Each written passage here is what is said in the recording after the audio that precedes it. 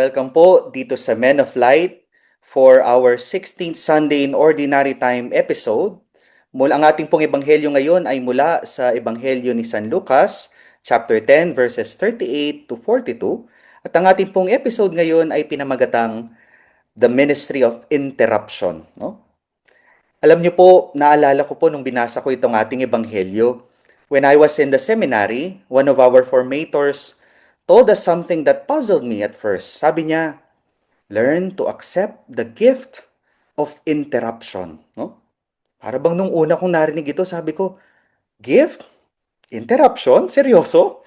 Who likes being interrupted?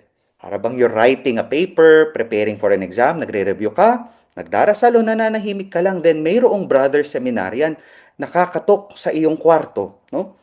Either naghihintay ng kausap, meron siyang itatanong, merong ipapasuyo, o kaya naman manghihiram lang yan ng sabon o kaya toothpaste, di ba? Your schedule, your plans, your peace, your rest is gone. Unwanted, unexpected, and unintended.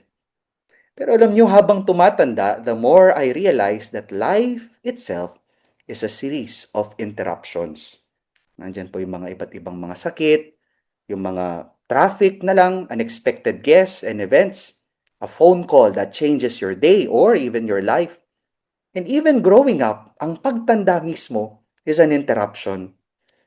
We do not usually like these moments. We feel disturbed, derailed, and delayed. Pero mga minamahal na kapatid, this 16th Sunday in Ordinary Time, our readings reveal that there are gifts in being interrupted. Often, God comes to us not in our plans, but in our interruptions. At para po sa ating episode ngayon, let us reflect on the three gifts of interruptions in the light of our readings and our gospel para po sa tatlong segment natin. Sa unang segment po natin, pag ninilayan natin, meron po nandyan ang regalo ng generosity. Doon mo makikita na, kaya ko pa pala. Meron pa pala akong maibibigay. Ikalawa is the gift of growth. Sabi ko nga po kanina, ang pagtanda, yan ay isang series of interruptions. No? Hihintong yung pagkabata para ikaw ay tumanda, lumago sa iyong pagkatao. And lastly, the gift of grace. Ito po yung napakahalaga. Kapag ka ayaw na nating ma-interrupt, madalas hindi na natin nakikita at hindi na pumapasok ang mga grasya sa ating mga buhay. At bago po natin ipagpatuloy ang ating kwentuhan at pagninilay, ating po munang pakinggan ang Ebanghelyo to be proclaimed to us by Judge Jovay Rosario Mercado.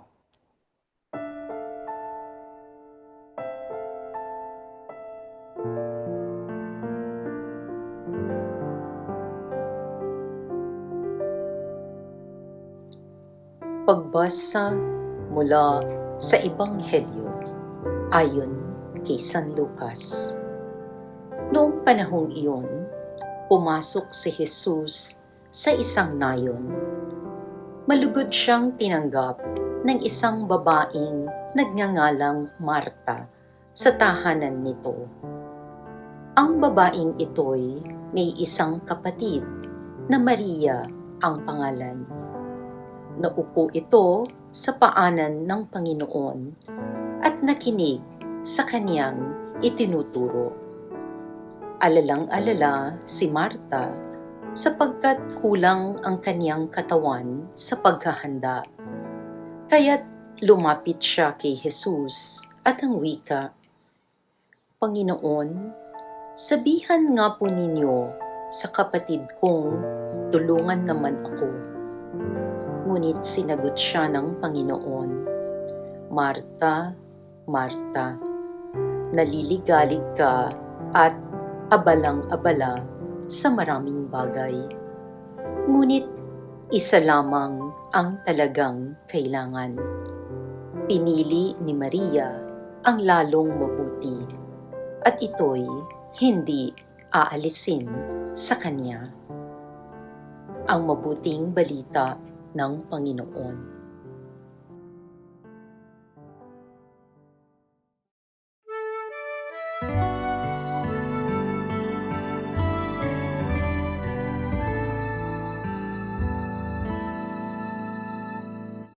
At tayo po'y nagbabalik dito sa Men of Light for our episode para po sa 16th Sunday in Ordinary Time. At ang ating pong episode ngayon ay pinamagatang The Ministry of Interruption. At para po sa episode na ito, makakasama niyo po kami, Father Justin Gatos po ng Social Action Center of Pampanga. Jovay Rosario Mercado po, nandito po ako ngayon sa Guagua, Pampanga. Brother Joey Angeles from Angeles City. Kumusta po kayo? Masaya po ako na kasama ko po si Judge Jovay at si Brother Joey for this very inspiring episode, no? Talagang ang Holy Spirit ay nagtrabaho, nag-overtime para sa episode na ito, no? We begin our reflection sa unang regalo po ng Ministry of Interruption, no? It is generosity. Ang ganda rin po kung babasahin natin ang ating first reading, no? Makikita natin doon ang kwento ang pagbisita ng tatlong lalaki kay Abraham at sa kanyang asawang si Sarah, no? Abraham was resting when three unexpected visitors came. He could have ignored them, sabihin niya, sorry, natutulog ako, nagsisiesta ako. But instead, he rose, hurried, and offered the best he had. And that interruption became a moment of divine encounter. Sa enkwentro nilang yon, he received the promise that this time next year, your wife, Sarah, will have a son. At sa ating namang ebanghelyo, ang nag-interrupt sa buhay sa kwento sa araw ni na Martha and Mary is walang iba kundi ang ating Panginoong Heso Kristo. Na-inspire po ako dito sa outline nyo, Among Justin. So much so na with your permission and with your indulgence, meron akong subtitle sa first gap. Ang subtitle ko sa first gap ay Work Interrupted. Alam naman po ninyo na ang mga buhay natin ay napaka-structured, no? Regimented, if you will, no? Kasi nakaplano na po yan eh. Paggising mo sa umaga, mag-almusal ka, mag-exercise ka. Of course, magdarasal ka muna bago ang lahat, no? Tapos magpe-prepare kang pumunta sa trabaho, pupunta ka sa trabaho. Tapos nasa kalagitnaan ka, no? Nung panahon nung judge pa po ako, nasa kalagitnaan ka, gumagawa ka ng desisyon or nagsusulat ka ng order, no? May tatawag or may magte-text or may pupunta sa opisina na colleague mo or kasama mo sa trabaho, may tinatanong or gusto lang bumati, no? Or may tinatanong na para tungkol sa trabaho at syempre may interrupt yung ginagawa mo, no? Syempre sasagutin mo, no? Tapos that means that it will take you longer to finish yung dapat mong gawin. Pero pag inisip mo na nakatulong ka sa kapwa mo, yung pagkakataon na na-interrupt ka, parang grace siya sa'yo. It gave you time na makatulong ka sa kapwa mo at napahinga ka, na-pause ka. Baka yung pause na yon kailangan mo din to give you focus for the next task, no? Para pag tinuloy mo, focus ka na. Yun ang naiisip ko dito sa topic na ito, Among. Among Justin, I'd like to congratulate you for this topic. You know, this topic is close to very many people's hearts, if not everyone. In our fast-paced society, people pride themselves on being fully booked. Many times we feel accomplished, or when we feel busy, whether that's work or studying or even ministry work. No? But when life is too scheduled, we have no space to respond to others' needs. Kumbaga parang interruptions feel like threats to our productivity eh. Pero but they are actually opportunities for humanity. Kasi we think that God comes in the schedule, in our busyness. But more often, He comes in the surprise. There's this book I read by Henry Nouwen titled Reaching Out. Sabi niya, my whole life, I have been complaining that my work was constantly interrupted until I discovered that my interruptions were my work. Ang ganda nun. Yes. Yung pong naalala ko dito sa mga sharing ninyo, yung minsan yung trabaho natin, akala nga natin, no? In relation do sa shinare ni Brother Joey and ni Judge Jovay, akala natin, yun na yun eh. So, routines, di ba? Ito na yung regimen natin, ito na yung gagawin natin. Pero para bang, minsan pagka ito lang yung ginagawa mo, para bang magsasawa ka rin, para bang, yun nga, minsan kahit na focus ka, para bang malulunod ka rin. Naalala ko po recently, nakakwentuhan ko yung isang pinsan ko, no? She is sharing with me yung karanasan niya sa kanyang mga magulang. Yung tatay niya po, meron na pong demensya, no? Yung tito ko, tumatanda na. And so, para bang si nanay niya, yung tiyahin namin, inaalagaan niya, binibigyan niya ng pansin, pero talagang mahirap, no? Yung bang every time na lang, yung pag-CR, pagkain, no? Yung talagang para bang nagkabata rin daw ulit sila sa pamilya. Pero sabi niya, na one time she was praying, nakakwento niya dito sa pinsan ko, pinaparusahan ba ako ng Panginoon? Pero alam niyo po, yung nakakapag-believe, yung response ng aking pinsan, sabi niya, alam mo ma, feeling ko hindi. Feeling ko talagang pinapalalim lang ng Diyos ang pag-ibig mo, ang generosity mo, at para bang rinirenew niya yung idol ninyo nung kayo'y kinasal. Very beautiful. Para bang minsan ayaw nating ma-interrupt eh. Pero these interruptions talagang it stretches our hearts. Para bang kaya ko pang magbigay. Yes, Judge Joe Biden. Nakaka-relate po ako dito sa last na kwento ninyo because my sister and I are taking care of my 93-year-old mother and my 90-year-old father. Ah, Alam nyo, kasi iba yung ngayon, it's a special grace kasi noong una, hindi naman nakakapagkwentuhan dahil nga busy sa trabaho. So parang ngayon, it's getting to know them all over again. Kasi nakikita mo yung love nila made manifest now. Araw-araw naririnig mo na sasabihin ng daddy ko sa mami ko, love, love. Mhm. Bago sila matulog, no? So parang sinasabi ko sa sarili ko, merong forever, no? Yung yung yung yung hindi normal na yung sa tingin ng iba ay interruption is actually grace. Among Justin and Judge, may kilala akong teacher and this person is, napaka-organized. Her life was ruled by checklists. One time she was preparing for a big presentation when Aray. her Ako rin. laptop crashed. Hmm. She tried everything. She even called IT. Nothing worked. But instead of working, she sat outside the office and waited. While waiting, a student came and said, Miss, can I talk to you? That student opened up about his depression, his struggles at home, and even thoughts of giving up his life. That teacher had no time initially, diba? But she listened. She forgot about the time and she sat with him and listened.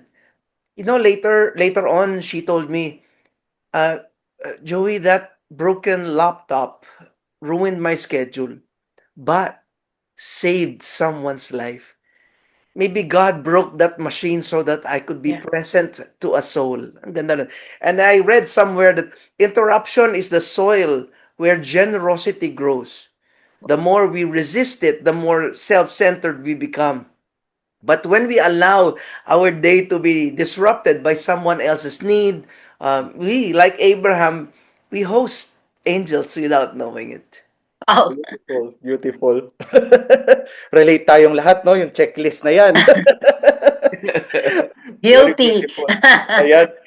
When we allow our routine to be disrupted by others, we cultivate yun nga, no? A sense of generosity. We become more open, less self-centered, and more available for love. Doon mo masasabi at mapapatunayan sa sarili mo, aba, kaya ko nga pala. Kaya ko pang ibigay ang aking sarili. Napakasarap po ng ating kwentuhan pero bibitinin po muna namin kayo at tayo po ay magbe-break muna at sa ating pagbabalik, ating namang pagninilayan itong pangalawang regalo ng interruption which is growth. Please stay with us, magbabalik po ang Men of Light.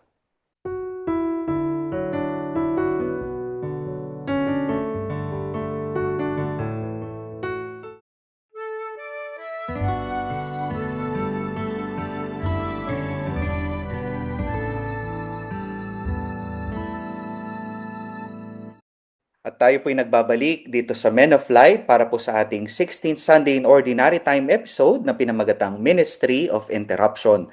At sa kasama pa rin po ninyo ang inyong mga lingkod, si Judge Jovay, si Brother Joey at si Father Justin. Sa likod po ng ating camera ay walang iba kundi ang ating pinakamamahal na direktor, si Among John Bartolome. Magpunta na po tayo sa ikalawang punto. Kung kanina, pinagnilayan natin is about generosity, kung paano may stretch mo pang sarili mo when you are interrupted. Sa pangalawang punto naman po, we will reflect on the gift of growth, no? Napakaganda ng ating ebanghelyo, madalas pinagsasabong natin, no, si Martha at si Mary, pero ngayon tignan natin siya. Martha was busy and Mary sat at the feet of Jesus. Martha often receives a negative portrayal in this gospel. Pero let's be honest, marami sa atin mga Martha or more than Mary, no? We measure our day by what we accomplish. Mary, on the other hand, allowed herself to be interrupted. She stopped, she sat down, she listened, and she received. At sa pamamagitan nito, sigurado mas lumalim, mas lumago ang pagkatao ni Maria. Pero palagay ko rin, nung ininterrupt ni Jesus si Martha sa kanyang pagsiserve, lumago rin, nag-grow din si Martha. Yes, Judge Jovay. As usual, dahil na-inspire ako, Among, ang subtitle ko dito sa second segment natin, Girl Interrupted. Meron po akong nakitang painting. Kay Vermeer po siya. Ang pangalan po nung painting, A Girl Interrupted at Her Music. So, pag nakita mo yung painting na yon, makikita mo na nagpo-piano yung girl, tapos parang lumingon siya na parang na-interrupt siya sa kanyang piano practice kasi parang may dumating. No? Yun po yung naging inspiration dun sa movie na Girl Interrupted. No? Hindi pa alam ni partner, hindi pa alam ni Apong Justin to kasi yata mga panahon yata natin ito, no? Yung Girl Interrupted po, para siyang kwento po siya ng isang babaeng na-interrupt ang kanyang buhay kasi kailangan niyang ma-confine sa isang mental institution. So, na-interrupt yung buhay niya. Tapos yung pelikula po, parang pinapakita niya yung buhay niya sa loob ng mental institution, interplay ng mga characters, yung relationship nila sa isa't isa, kung paano kahirap ang buhay sa isang mental institution.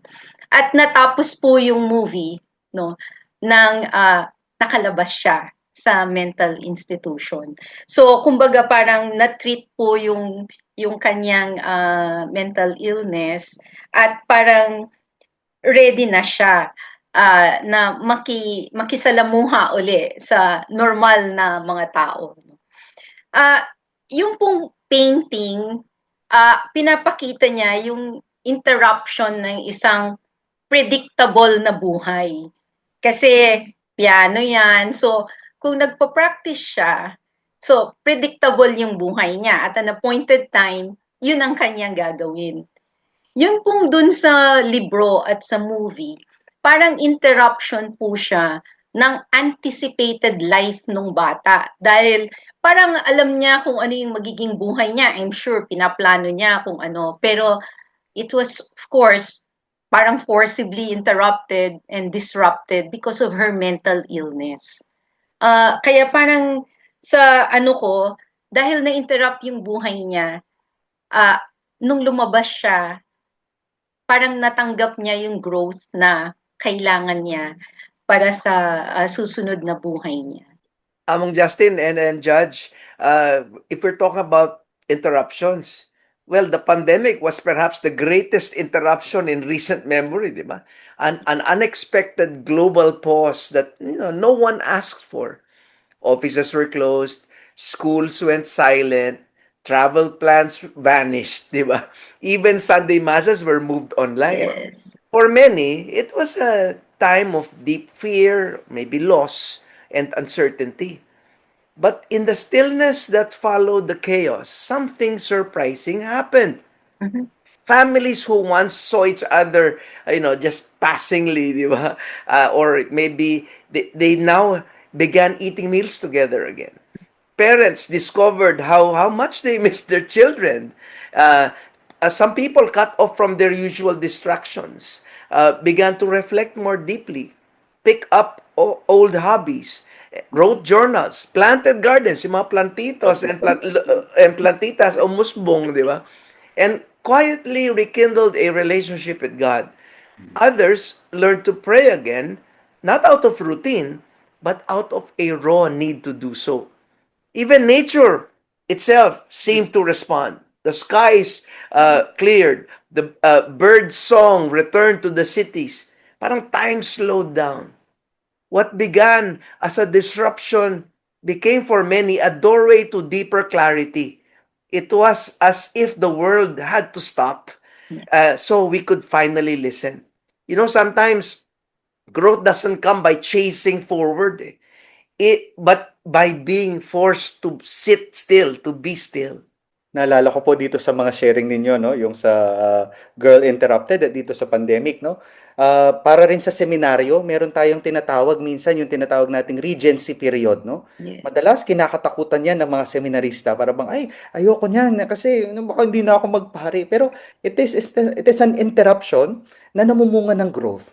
Meron pang pinapakita sa iyo para bang niluluto ka pa, para bang iniihaw ka pang mabuti, pinapagbalik ka sa outside world, outside the seminary para makakita ka, no? Minsan ayaw natin ng mga ito. Hindi lamang regency, kundi minsan yung bang mga sakit, itong mga to. Wala naman may gusto diyan, pero these are also opportunities for growth, no? Si Martha, no? We see her na busy, very busy, pero para bang inimbitahan siya ni Jesus nung sinabihan siya, there's more to life than business. Yes, Judge Jovay. Nung binring up po ni Brother Joey yung pandemya, bumalik yung mga bagay na nangyari sa akin, no?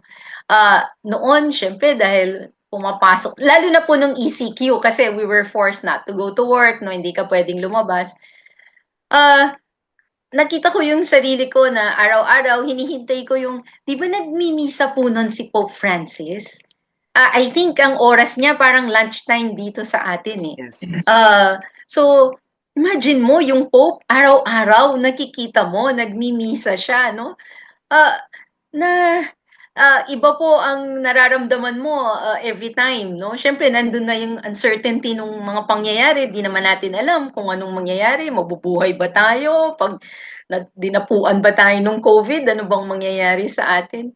Pero dahil nananalig ka sa Panginoon, no? At araw-araw nakita mo ang Santo Papa na nagmimisa, yung growth, yung spiritual growth mo, napakalalim, no? Lumalalim araw-araw. Ahon Justin and Judge, one quick one. Our obsession for constant productivity has led to widespread anxiety and depression nowadays, ano? Yes. We always want to be connected. We always want to be doing something. Many people never pause until life interrupts them with a breakdown. And mental illness often starts with making space to reflect and listen. Just like Mary sitting at the feet of Jesus. Kasi interruptions can be God's invitation to grow. Not necessarily in output, but in wisdom, awareness, and love. Kasi if we never pause, we will never mature. Amen. Recently, nabasa ko rin po, nakita ko yung article about the generational stress, no, doon sa TED Talk.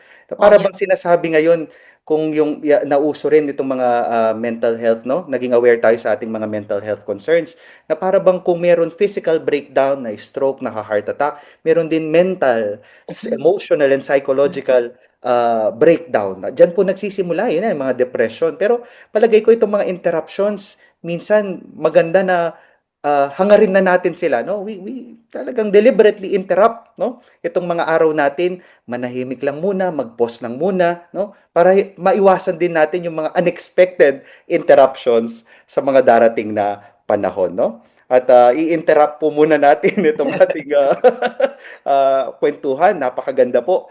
At tayo po ay magbabalik Sa ating susunod po na segment, pagninilayan naman po natin ang ikatlong regalo ng ministry or the gift of interruption, which is the grace. Please stay with us. Don't go away.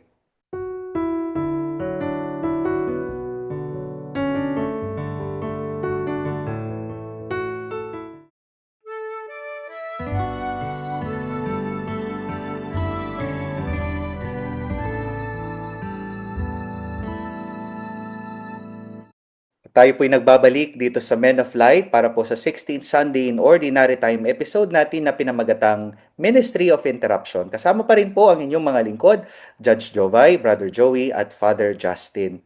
At para naman po sa ikatlong bahagi ng ating pagninilay, ang ating naman pong regalo na pagninilayan is the gift of grace. At nais ko pong mag-focus tayo ngayon sa ating second reading. Sabi po ni St. Paul sa ating second reading, he speaks of rejoicing in sufferings for the sake of others, no?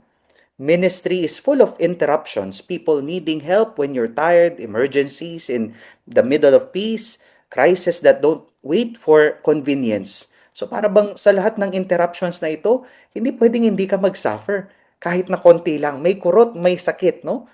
Kahit na anumang estado natin sa buhay, nararanasan natin ito. Pero si St. Paul sabi niya, doesn't resent them, no? He sees this interruption as part of his calling to reveal the mystery of Christ. Dito natin nakikita yung ating ikatlong punto, the grace. Ito yung tinatawag natin minsan na blessing in disguise. Yes, Judge Jobay. Ang ganda naman po nun. Ang naisip ko pong subtitle dito sa third part nyo ay Life Interrupted. So, nung nagbasa ako tungkol sa Life Interrupted, ang sabi niya, an unplanned event or circumstance that disrupts one's intended course of action. So sabi niya, maaari siyang sudden illness, loss of a job, natural disaster, or unforeseen challenge. Ang naisip ko po dito, yung isang estudyante namin sa AUF dati, no? Ang pangalan po niya ay, pwede ko naman dahil public po yung kanyang buhay, no? Ang pangalan po ng estudyante namin ay Gerald C. Rojas, no? Fast forward, naging top notcher po siya sa bar. Number 3 siya sa bar. Tapos yung buhay po niya, napakaganda.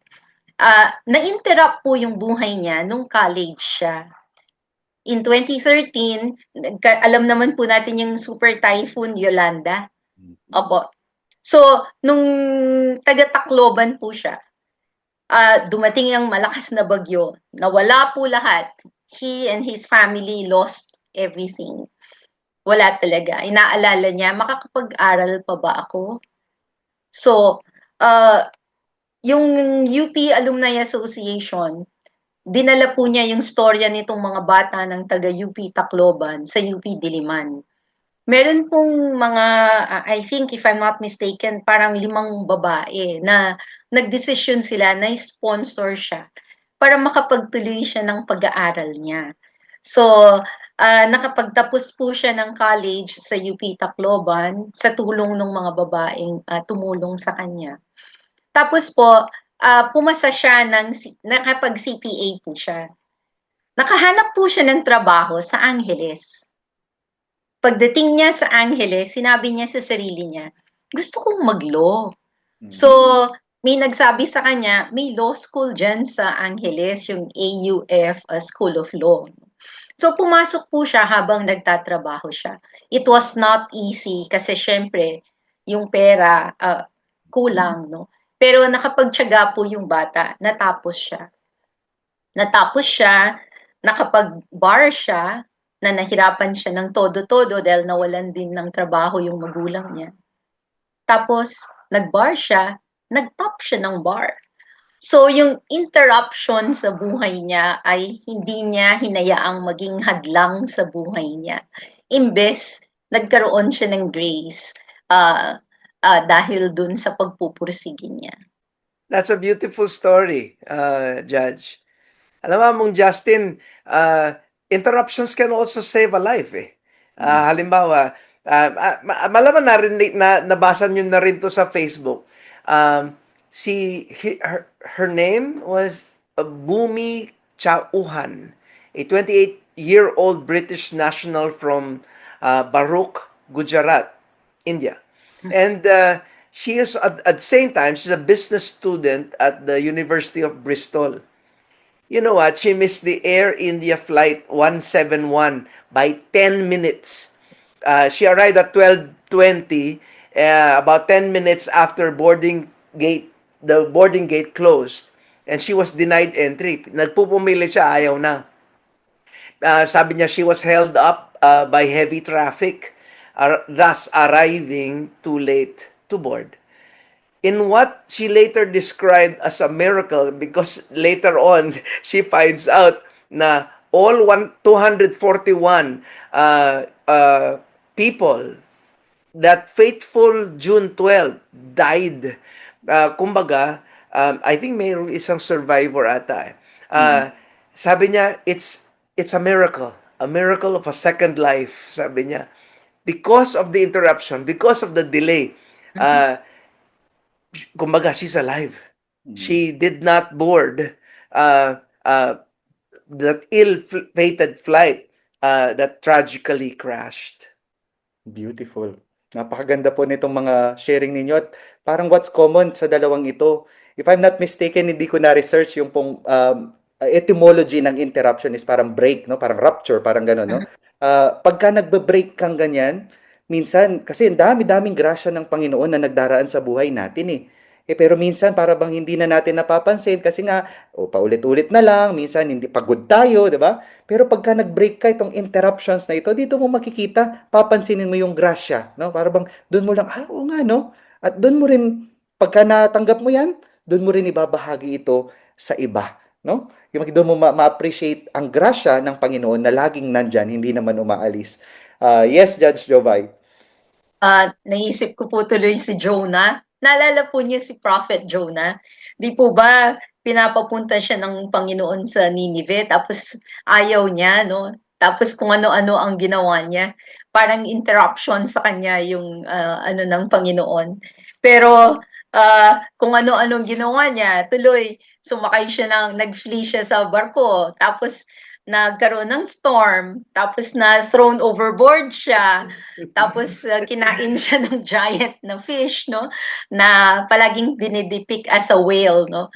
Tapos nagstay siya dun sa bibig ng whale ng 3 days and 3 nights. Tapos inispew siya sa lupa. So dun pa lang niya na-realize, no? Na yung interruption pala ay holy interruption. It was a divine interruption.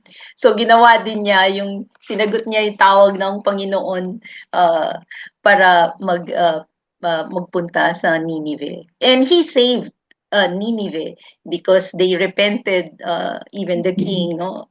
They repented and yung mercy at forgiveness ng Panginoon ay napunta sa kanila. And in the end, grace. Yes, Brother Joy, baka meron ka pang idadagdag. One quick one. Mm. There's this couple, after their baby died from a rare disease, the couple, syempre, was devastated. Their lives were shattered, their lives unceremoniously interrupted. But you know what? Years later, they started a support group for grieving parents. What was once an interruption filled with sorrow became a ministry of healing for them. Baga out of pain came purpose. That's grace. Amen. At dito po sa ikatlong bahagi, i-interrupt natin, i-break na natin para naman makapangusap ang banal na espiritu sa inyo for your reflection. No? Grace isn't always loud. Sometimes it arrives quietly in the middle of a mess, in the middle of interruption. And when we embrace life's interruption with love, we become channels of grace for others and also for ourselves. At Amen. magbabalik pa po ang Men of Light. Please stay with us.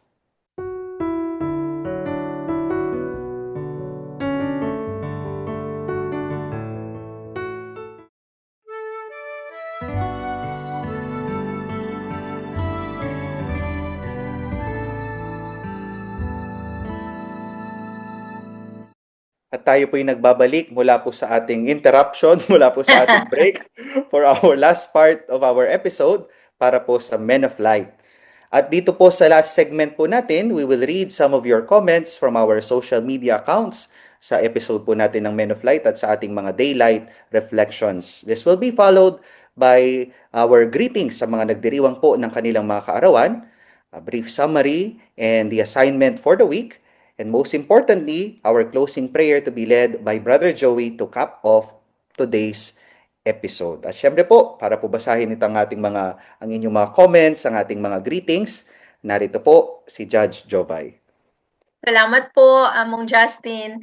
As usual, napakayaman po ng talakayan sa Facebook at YouTube, no? At palagi po kaming nagpapasalamat sa ating mga kaparokya on air dahil tiyaga po nila, no? Nagbabasa ng daylight reflections, nanonood ng Men of Light episode pag linggo, and they share their point of view sa topic na napag-usapan. Nakakatuwa nga po si Brother Edgar, palagi siyang nagsa-summarize, no? At sabi nga ni Attorney Bong sa kanya, Brother Edgar, yung summaries mo are always spot on. Maraming salamat sa iyo, no? Nai-inspire din po, no? Yun po yung gusto namin na kahit konti lang, maliit lang yung reflection, yung pong sharing ninyo ay blessing po yun sa amin kasi napapagyaman po ang salita ng Panginoon. Si Tita Elizabeth Kuraming naman, nagpapasalamat siya sa inspiring sharing ni Dr. Jude, no? Sabi niya, indeed, God's calling is for everyone, especially the wounded, the sinners, and those without relation to God. Totoo po yan, no? Nabanggit din po ni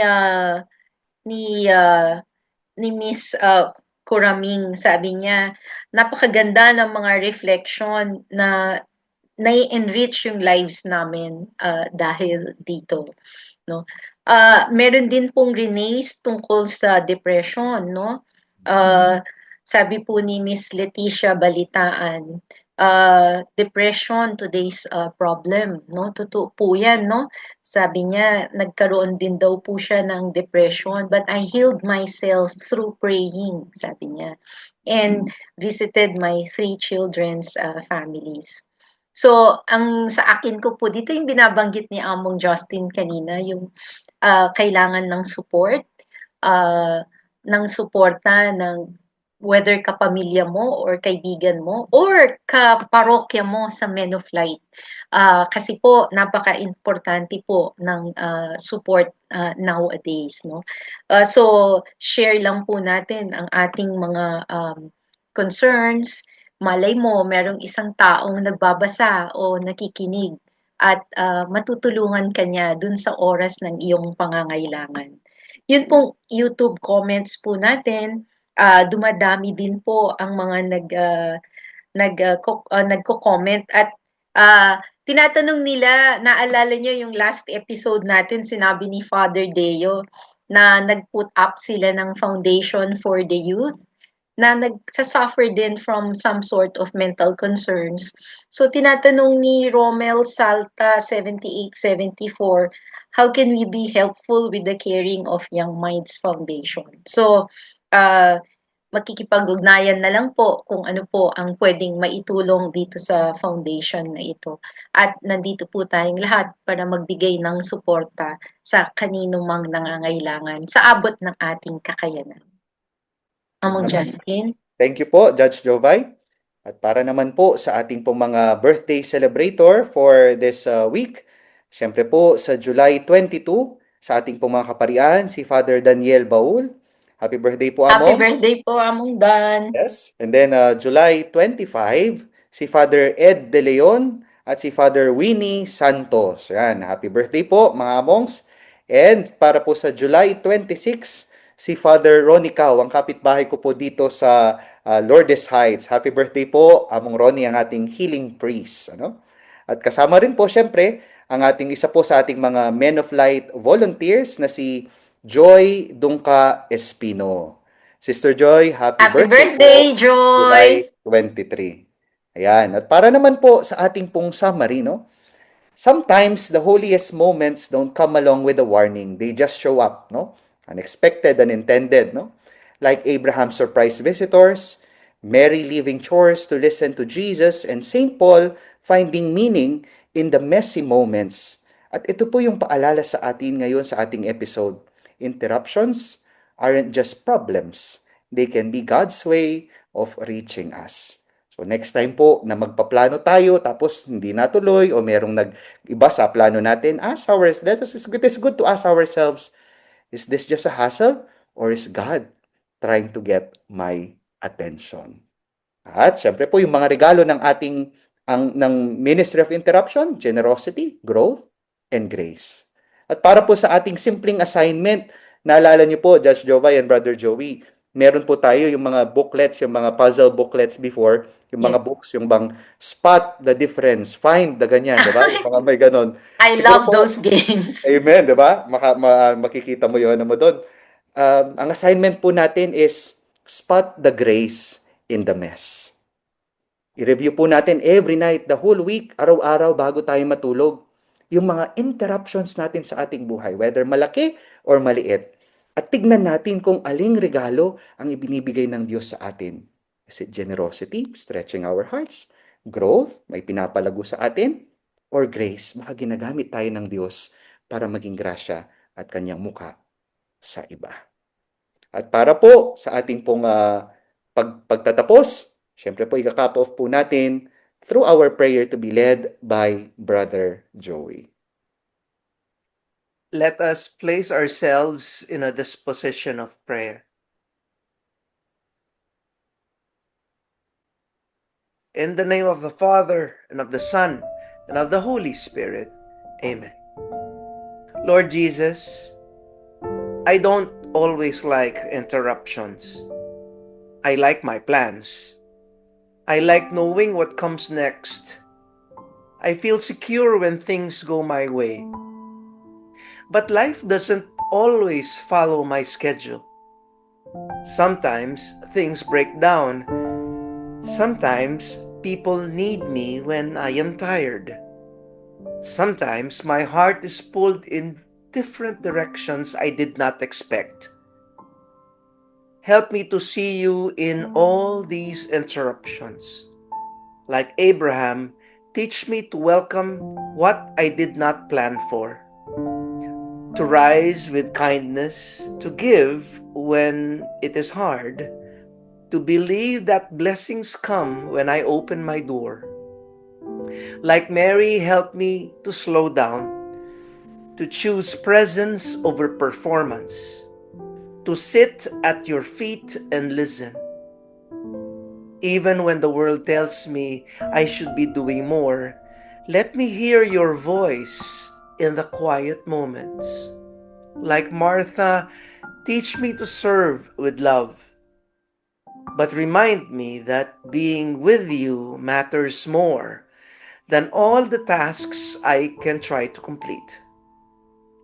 Like Paul, help me not to run away from discomfort or not to resent the suffering, but to rejoice even in trials, trusting that you are forming something beautiful in me. Lord Jesus, sometimes you show up in broken laptops, in canceled flights, in hospital rooms, in traffic jams, and unplanned conversations. Help me not to miss you. Interrupt my pride, my selfishness, my obsession with control, and open my heart to see the sacred in the surprise. Let me be present to others. Let me be more generous with my time, more patient with delay, more open to love. Thank you, Jesus, for the moments I did not expect, the ones I almost rejected, the ones I did not want, but later realized they were full of you. Thank you for the broken plans that led to beautiful connections, for the delays that brought me back to what really matters, for the pain that opened my heart to deeper love. You are the God of divine interruptions. And when you come, you do not destroy my peace. You come to redefine it. You come to remind me that real life begins where control ends and grace takes over. In your mighty name I pray. Amen. The Lord be with you, And with your spirit. and may Almighty and loving God bless you and your loved ones in the name of the Father, and of the Son, and of the Holy Spirit. Amen. Amen. Amen. Very beautiful. Napakaganda ng panalangin, no? Balak ko siyang kunin at isama sa aking daily routine and reflection, no? Every day bago magsimula, let us be reminded na God is the God of divine interruptions. Amen. At napakaganda po ng ating episode, pero syempre kailangan po nating i-interrupt ito at tapusin. Iiwan na po natin ang banal na espiritu para magtrabaho sa atin. Maraming salamat po sa pagsubaybay ninyo dito sa episode natin for the 16th Sunday in Ordinary Time na pinamagatang Ministry of Interruption. Magbabalik po kami next week at ito po ang inyong mga lingkod, Father Justin Gatos po ng Social Action Center of Pampanga. Ipagdasal po natin ang isa't isa. Jovay Rosario Mercado po, be the salt of the earth and the light of the world. Brother Joey Angeles po, shine the light of Jesus.